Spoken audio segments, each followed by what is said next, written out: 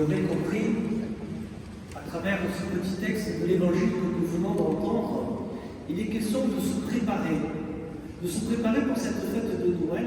Et vous savez, c'est bien la dynamique qui nous est proposée pendant ce petit temps de l'Avent, 4 semaines, le temps de l'Avent, 4 semaines avant Noël, nous préparer à accueillir Jésus-Christ, à accueillir notre Seigneur qui vient nous rejoindre. C'est une belle démarche que le Seigneur fait de son côté. Et puis, bien sûr, nous pourrions essayer de correspondre à cette démarche de Dieu vis-à-vis de nous aussi, en faisant quelques efforts pour aller vers lui. Et vous avez entendu Jean-Baptiste dans sa prédication, à ceux qui allaient le voir se faire baptiser par lui dans le Jourdain, eh bien, il disait, voilà, pour bien se préparer, il y a des conversions à vivre. Il y a des conversions à vivre. Voilà. Alors, bien sûr, les conversions, ça peut être très vaste. C'est un cadeau que le Seigneur nous fait pour nous aider à nous rendre toujours plus proches de lui. C'est ça la conversion à la base. Et il faut toujours considérer les conversions de cette manière-là. Le Seigneur qui nous rapproche progressivement de lui. Ce matin, j'aimerais vous proposer, frères et sœurs, 2 axes de conversion qui me semblent pertinents, vous savez, dans la dynamique de cette thématique que nous avons choisie avec l'équipe d'animation pastorale, qui est celui de la communauté chrétienne. Alors vous avez vu, on a un visuel là, au pied de l'autel, avec Jésus qui est au centre, et puis nous avons commencé à mettre des photos. Vous savez, c'est notre trombinoscope de la paroisse. Alors, vous n'êtes pas tous représentés dessus, nous en présente mes excuses, mais nous avons quelques visages significatifs, une mosaïque de visages, voilà, qui représentent la communauté chrétienne présente ici à Sainte-Anne et à Saint-François-Xavier, bien sûr. Voilà. Alors, pour nous aider à rentrer dans cette dynamique de la communauté, moi je vous propose 2 axes de conversion qui peuvent nous sembler pertinents aujourd'hui. Je dirais que le premier axe de conversion sur lequel nous pourrions être vigilants, c'est dépasser notre individualisme. Convertir cette tentation de l'individualisme. Je sais que ce n'est pas facile, c'est pas évident. Nous vivons dans une société qui nous pousse de plus en plus dans ce sens-là. Mais vous comprenez que pour faire communauté, à un moment donné, l'individualisme, il va falloir le mettre de côté. Parce que c'est quoi la dynamique d'une communauté? C'est découvrir en fait notre interdépendance, que nous sommes tous dépendants les uns des autres. Nous avons tous à recevoir les uns des autres. Vous n'avez pas plus à recevoir de la part du curé que du frère ou de la sœur qui est assis à côté de vous. Nous avons tous à recevoir les uns des autres. C'est ça la dynamique de la communauté. Mais pour pouvoir s'ouvrir à ce don de la fraternité et de ce don que le Seigneur nous fait à travers les gens qui nous entourent, eh bien oui, il faut accepter qu'on ne puisse pas se faire tout seul. Il faut accepter d'être dépendant de notre personne, même si quelquefois notre orgueil nous dirait que c'est pas vrai. Voilà. Moi je pense que vous voyez bien dans la société, au niveau des métiers, nous avons tous des métiers complémentaires, je ne sais pas quels sont vos métiers, mais moi j'ai besoin du plombier comme vous, il y a quelque chose qui ne marche pas très bien au niveau de la plomberie, et on appelle le plombier là. Et puis quand il y a quelque chose qui ne va pas au niveau de l'électricité, on appelle l'électricien. Vous voyez, une complémentarité du métier qui est déjà une image de ce qu'au niveau social nous vivons et qui est déjà un prémisse de cette communauté où il y a une complémentarité des compétences et des talents que le Seigneur a déposés en chacun de nous. Et finalement, vous voyez, dépasser l'individualisme, s'accepter, et bien que ces compétences et ces talents que nous avons reçus, on les mette au service des uns des autres.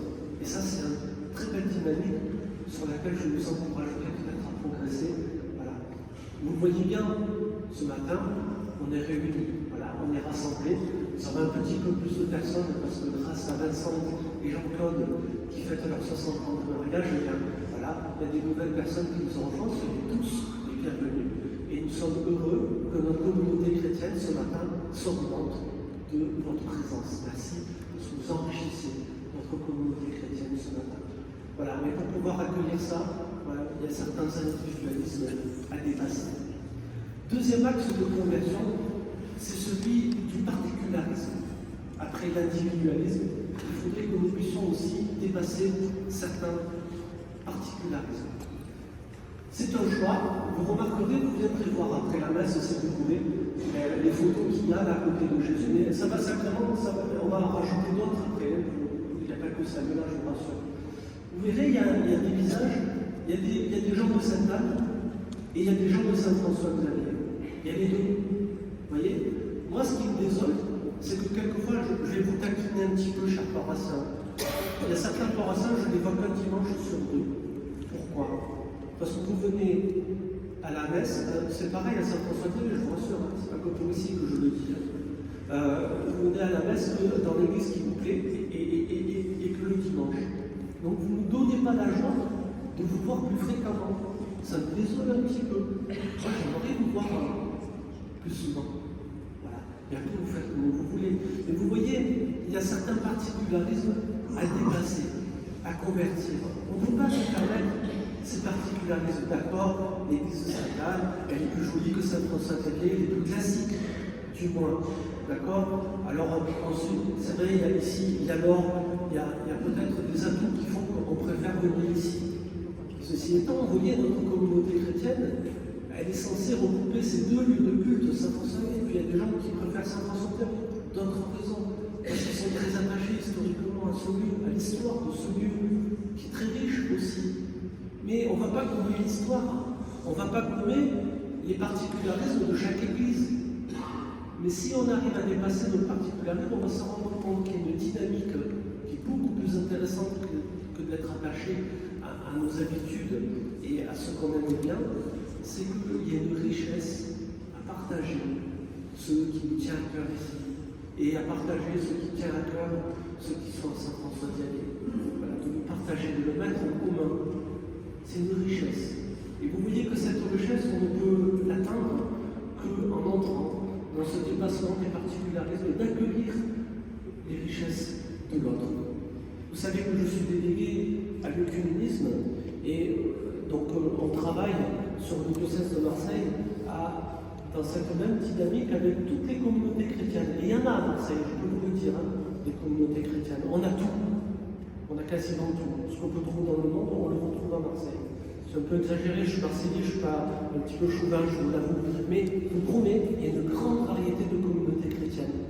Eh bien, on arrive à travailler ensemble avec des Arméniens. Tiens, cet après-midi, je vais aller voir des Arméniens apostoliques à la cathédrale du Prado, ce qu'ils appellent la lumière de Bethléem. On a été à vivre ce moment avec eux. Et je serais heureux de partager ce moment avec eux. Voilà, j'étais il n'y a pas très longtemps avec le pasteur protestant, Jean-Michel, qui est prêtre orthodoxe, Arnaud Joche, qui est pasteur baptiste, donc là c'est les évangéliques, voilà, pour travailler à un projet commun de formation que nous avons lancé sur la paroisse. Vous voyez, dans cette dynamique de l'œcuménisme, on accepte de dépasser nos particularismes. Le protestant peut dire, moi je suis protestant, je proteste avant tout, et puis il se coupe du reste. Vous voyez, et nous pourrions tous faire pareil, pour différentes raisons, pour des justes raisons. Mais finalement, l'œcuménisme nous fait toucher quelque chose de droit, que ce qui nous unit est plus important que ce qui nous divise. Ce qui nous unit est plus important que tous ceux qui pourraient nous diviser. Et vous voyez, si on accepte de dépasser nos particularismes, on commence à rentrer dans cette même dynamique. Ce qui nous unit est plus important que ce qui nous divise. Je crois que nous avons aujourd'hui la chance d'accueillir un beau témoignage de gens qui ont bien compris cela. Vincent et Jean-Claude, ce qui nous unit est plus important que ce qui nous divise. En fêtant aujourd'hui 60 ans de mariage, eh bien, moi je tiens personnellement à vous remercier parce que vous témoignez de cela. Ce qui nous unit est plus important que ce qui nous divise. J'aimerais dire un petit mot pour terminer sur cette démarche de votre action de grâce aujourd'hui, d'accueillir votre anniversaire de mariage, Vincent et Jean-Claude. Parce que c'est un beau témoignage, ça aussi. J'entends, peut-être pas de votre part, mais j'entends autour de moi des gens qui disent oui, eux, mais en fait, c'est culturel, ils n'ont pas eu le choix. À l'époque où ils se sont mariés, ça ne se faisait pas de divorcer. Il y avait une espèce de pression culturelle et tout.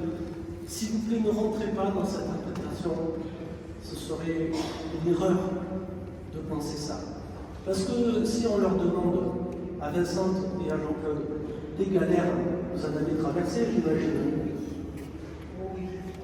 Pas qu'une. De l'autre côté de la Méditerranée, on avait pas mal de choses. Voilà. Et malgré tout, vous avez tenu bon, vous êtes restés unis. Ce qui nous unit est plus important que ce qui pourrait nous diviser. Et en fêtant aujourd'hui votre anniversaire de mariage, eh bien, on se rend compte que finalement, eh bien, voilà, l'amour que vous avez vécu et que vous continuez à vivre, en fait, il est plus fort que tout ce qui pourrait le rompre. Voilà, là, on a un témoignage que c'est possible. Frère et sœurs, je m'adresse peut-être aux plus jeunes d'entre nous, c'est possible.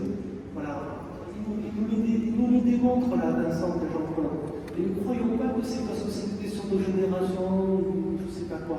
Non, c'est juste une question de positionnement et de se dire non, mon amour, j'y tiens, je veux le soigner et je veux que quelles que soient les difficultés de la vie, eh bien, je m'attache à cet amour. Voilà. Alors ça demande peut-être, oui, certaines conversions là aussi. Voilà, l'individualisme, le particularisme, et peut-être d'autres encore qui font que finalement, on va mettre l'amour au-dessus de tout. Vincent et Jean-Claude, merci pour le témoignage du vôtre d'amour. Nous sommes heureux de l'accueillir aujourd'hui.